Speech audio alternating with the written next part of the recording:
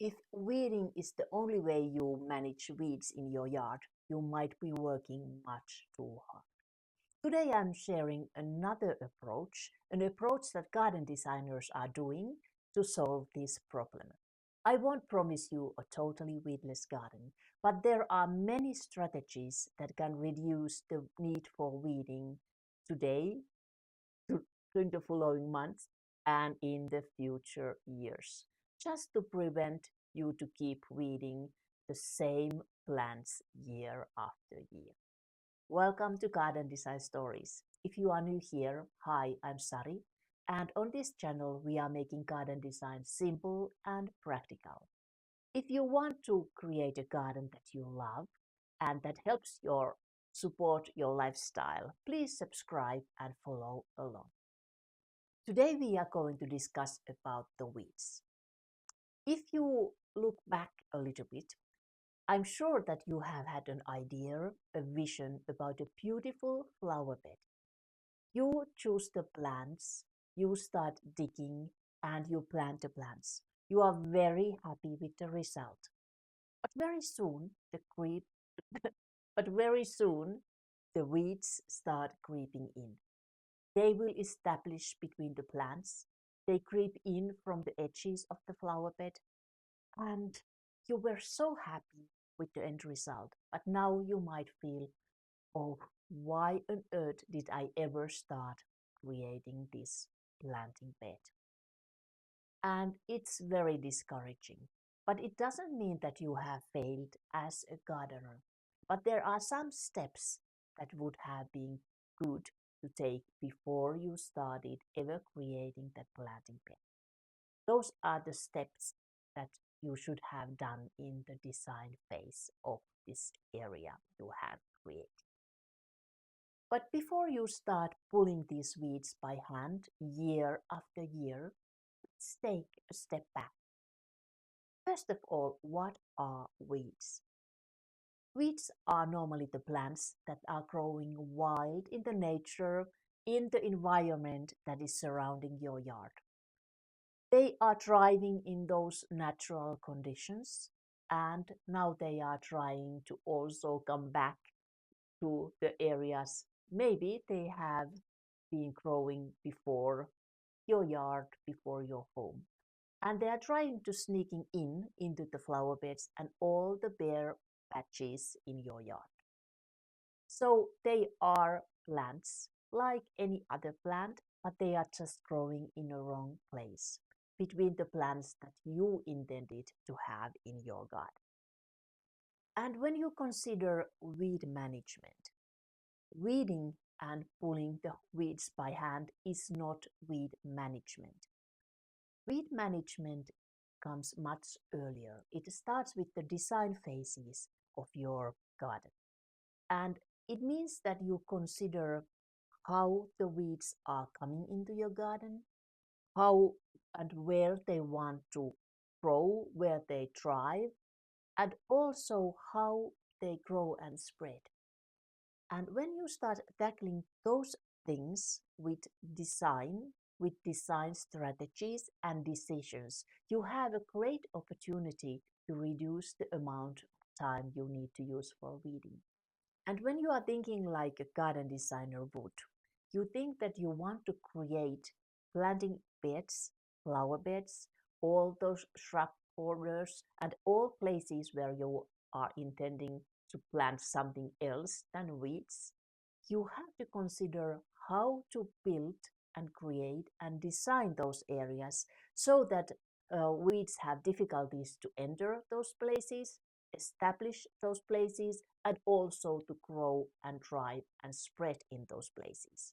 And when you consider this whole concept of weeds and them growing in your yard, you can see that weeding is not really weed management. It's much, much more broader concept. So it's very important to start using the design strategies when you are in the phase of designing the area, designing the planting bed, and choosing the plants, and also deciding the distances how you are going to plant those plants. But don't worry, if you have a garden already and you already have those weeds that you need to weed and you try to suppress. And this means that you can use these same methods, these same strategies like the others would use in a new garden. But first, you need to do some work. You need to weed those plants, and we will have different methods to suppress those weeds. And after that, you can start using the same garden design strategies to prevent new weeds to enter your yard. So it will make the future years much more easier, and you don't need to keep pulling the same weeds year after year. So it would be like a one-time job, a little bit harder job, but it would be make it much more easier in the future. Now this next step is very critical. So before you start pulling the weeds in your garden, take a little walk and start noticing and ask yourself these three questions: where, why, and what instead. So where are these weeds growing, why they are growing there, and maybe how they have entered there, but why they are growing there and thriving there, and what you could have there instead of these weeds. With these different questions, you start noticing maybe all the uh, empty spaces, bare patches, or the garden plants that are maybe not thriving at the moment. So keep noticing, and maybe you make notes, some notes in your notebook too, because I think it would be very important in the next steps of this series that you have some ideas about the problem. You make an analysis of the problem and you know the places what you struggle most with. And that way, it's much more easier to start using different strategies to prevent those problems to reoccur. And I really want to be realistic here. The goal is not to have a totally weedless garden. I think that's not even possible. And maybe we don't even want. But the goal is to just to reduce the amount of time you need to use for weeding. So you wouldn't be pulling those weeds year after year after year and all the time the same weeds. The ideal would be that there would be some weeds, but they would be very easy to take away between the other plants, and they would be like an occasional visitors, not the ones that enter your garden and they never want to let go. So that would be much easier, more manageable, and you could do this as like a side task during other gardening tasks that you are doing.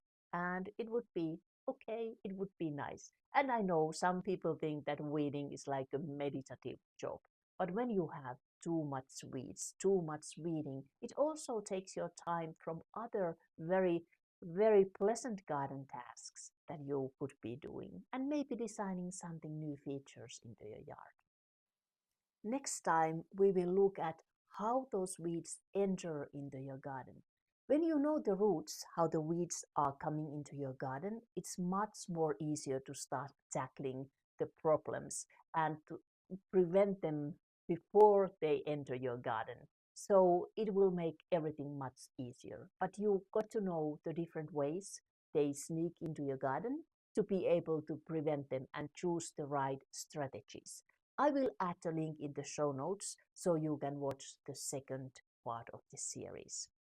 But before you go, I would love to hear about your garden and maybe the struggles that you have with weeds. What kind of weeds you have, where are they thriving, and also if you have tried to get rid of those weeds, what have you done? Has it been successful or unsuccessful? I would love to know more about. And also maybe we find a solution step by step in the future parts of this series. But for now, take care and see you in the next one. Bye for now.